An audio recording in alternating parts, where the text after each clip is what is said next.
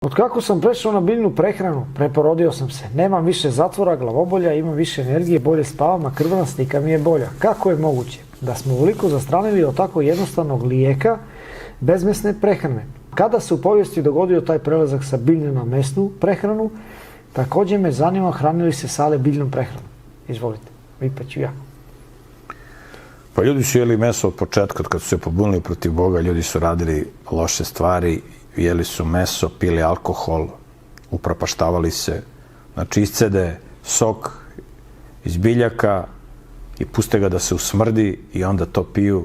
To su ove alkoholni napici koje imaš po prodavnicama. Ljudi su kroz ceo život, kroz celu istoriju svoj život uništavali nezdravom ishranom, posle su otkrili da puše duvan.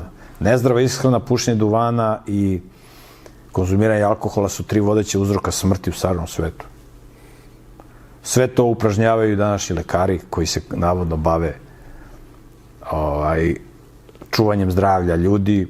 Teško ćeš ti naći danas u svetu lekara koji se zdravo hrani, koji na biljnoj ishrani, koji ne pije alkohol nikad i koji ne puši duvan. To ćeš i ne pije kafu.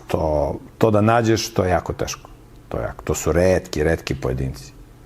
Znači, tako da svet ide u sunovrat, u propasti, tu nema tu, ne možeš ti da povučeš ručnu pa da zaustaviš propast.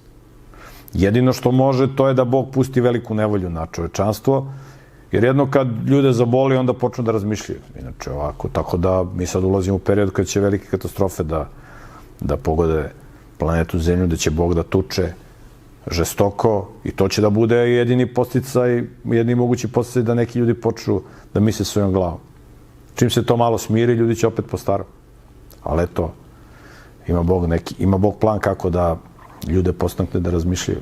Poštovani, ja se uglavnom hranim zdravije. Meso ne jedem, ali sira jedem, tako da to je greška. Ja jedem ponekad malo sira, kao začin. Ja mnogo jedem, tu je problem.